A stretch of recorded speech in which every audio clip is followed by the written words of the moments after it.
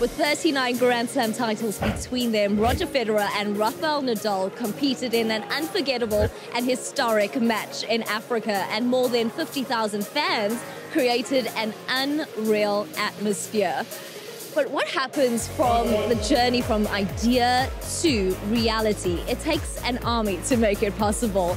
You usually get to see my part, the player interaction and the interviews. But here is a sneak peek behind the scenes look at the match in Africa and how every point comes to life thanks to a 70-plus crew that live and breathe sport.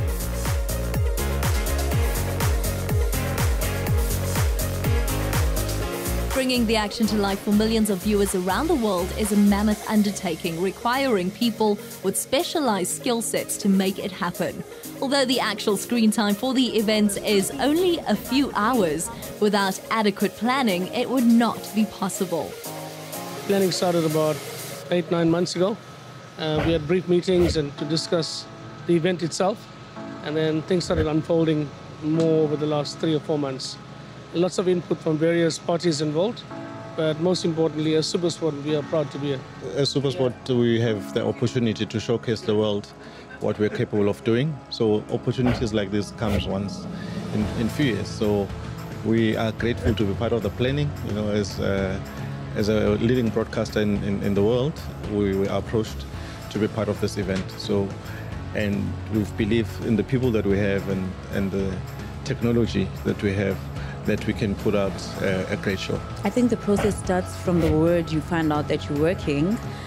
So for me, the first step was to contact my producer. We then sat down, went through the running order, which is to discuss what's going to be happening when, what time. And obviously it's important for me to familiarize myself with the running order way before I come into the van, way before I come to production, so that I know. And then the second step is to make sure that whatever content via inserts is going to be required. I know all of it, I've watched it, and I'm bringing it into the production really for the day of the production. The production on location requires a sizable amount of personnel, but it does not stop there.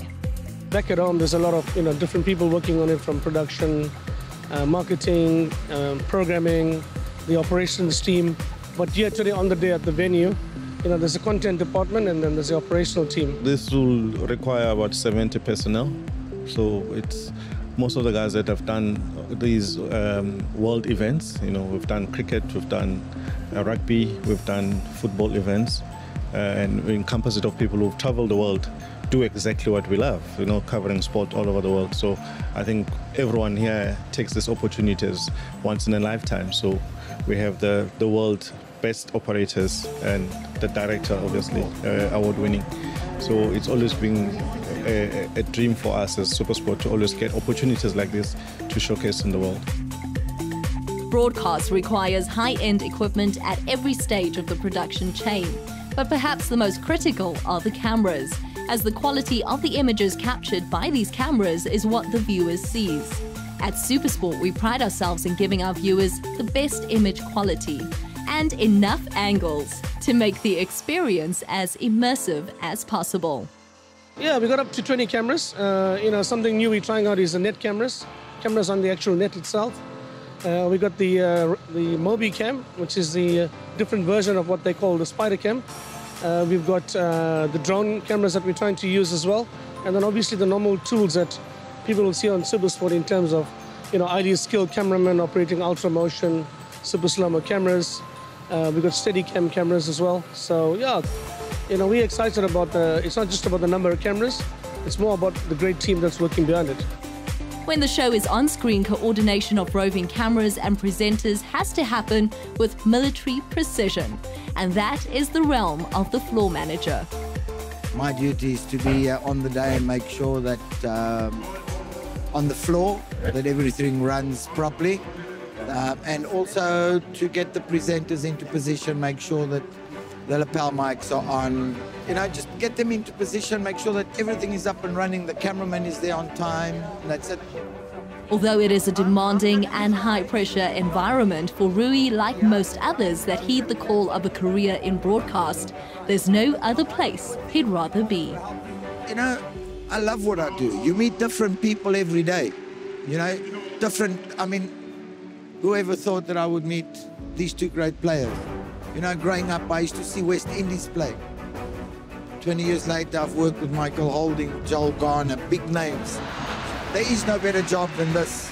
I mean, you know, who wants an office? When you got an office like this has been my office for 3 days.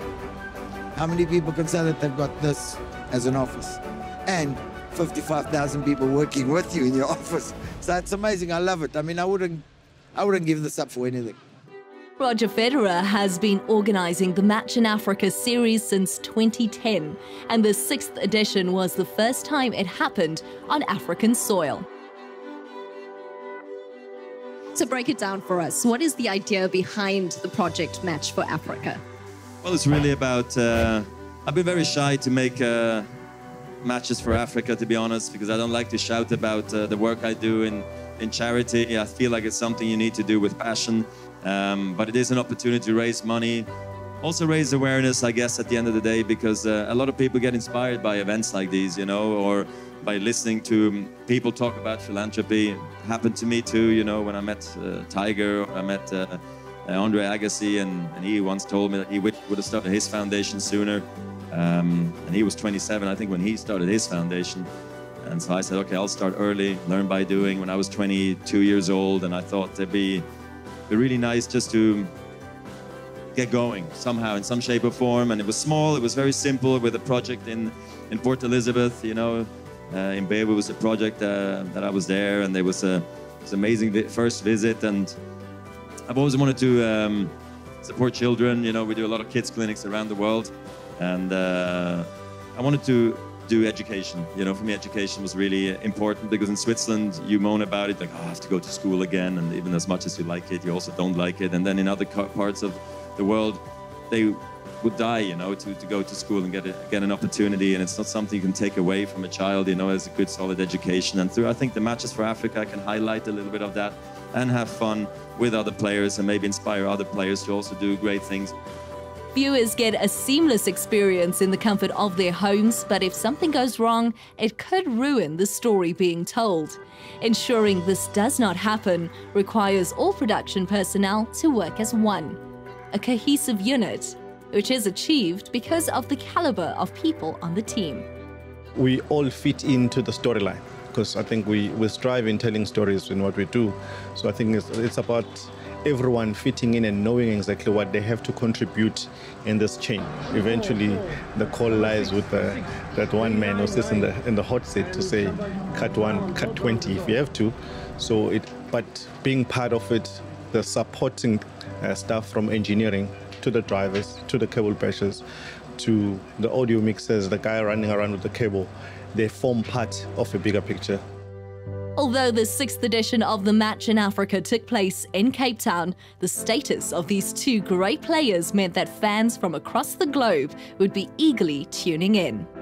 We would have achieved the goal even if we have one viewer sitting at home watching it. And we're lucky to know that this is a global event. It goes around the world. You know, there's a couple of takers in Europe, there's a couple of takers in Australia, in America. So it just gives us that courage to say we have done something right by bringing these pictures to the people at home. In addition to perhaps two of the greatest tennis players in history, Microsoft founder Bill Gates and The Daily Show host, our very own Trevor Noah, were also present at the Match in Africa. For the crew, it was an event that will go down as one of the most memorable productions of their careers. But to me, it's a massive honor to be part of this production. We were busy with the cricket tour, and I was taken off the cricket tour to come and do this. So I'm really, really happy to be part of it. I'm honored to be part of it. It made me feel very privileged. I mean, I'm not taking it for granted at all. It was such a huge opportunity, and it's also one of those things that come once in a lifetime, you know. And for me to be able to be sitting here or to be going home, and I'll be able to say I was part of that. And I mean, with such footage, it will be playing on for years to come. And I mean, it won't be the same for me as to any other person who's sitting at home, because I was part of that, you know. So I think it's amazing. To have the Bill Gates and the Trevor Noahs being part of the world stage, it tells you something that no matter where you come from as a young star, you can go out there in the world and achieve bigger things and mingle with people that you never thought you would, So it's just a reminder that never mind your background. You can look at the world. There's a lot of influences out there that can make you a better person. And sport people strive in that to say, how best can I impact someone else's life, in a betterment of that. You see these guys playing on TV. I've never thought that they would be, now I'd be working with them, standing a meter away, shaking hands with them. It's just been great. I mean, what can I say? This is the best job in the world.